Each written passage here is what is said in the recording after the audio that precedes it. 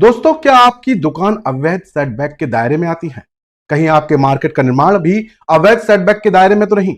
अगर आपको जानकारी नहीं है तो इसकी जानकारी फौरन ले लीजिए, क्योंकि मेरठ में जो हो रहा है वो पूरे देश के लिए सबक भी है और चेतावनी भी।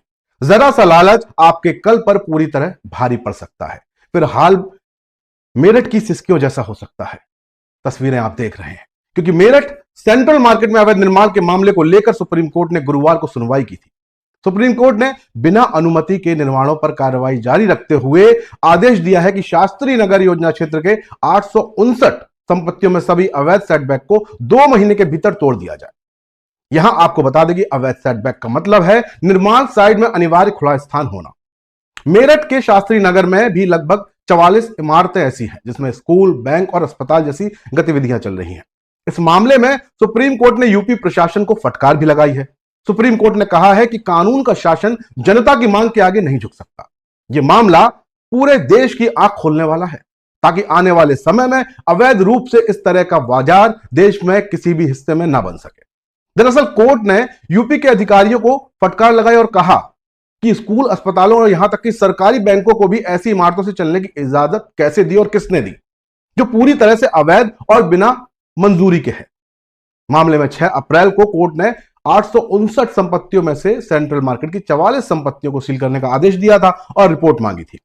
सेटबैक को किसी भी तरह वैध नहीं कहा जा सकता, जस्टिस पादरीवाला ने साफ साफ कहा।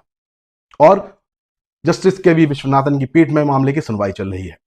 कोर्ट में यूपी आवास एवं विकास परिषद की तरफ से पेश हुए वकील राजीव शगदर ने बताया कि सील की गई 44 संपत्तियों में 6 स्कूल, 6 अस्पताल और 4 बैंकेट हॉल, 3 बैंक और 1 नॉन बैंकिंग फाइनेंशियल कंपनी शामिल है। इस पर पीठ ने कड़ी नाराजगी भी जताई। कोर्ट ने सवाल उठाया कि इन संस्थानों को इजाजत किसने दी, अनुमति किसने दी। कहा कि हमारे लिए सबसे जरूरी बात मासूम बच्चों, आम लोगों और मरीजों की जान है। हमें कोई बिजनेस से लेना देना नहीं है। आप किसी की जान को कीमत पर अपना बिजनेस नहीं कर सकते, बात सही है। सेटबैक को किसी भी तरह से वैध करार नहीं दिया जा सकता। कोई भी व्यक्ति जुर्माना या फीस देकर इसे अवैध कब्जे को सही नहीं ठहरा सकता।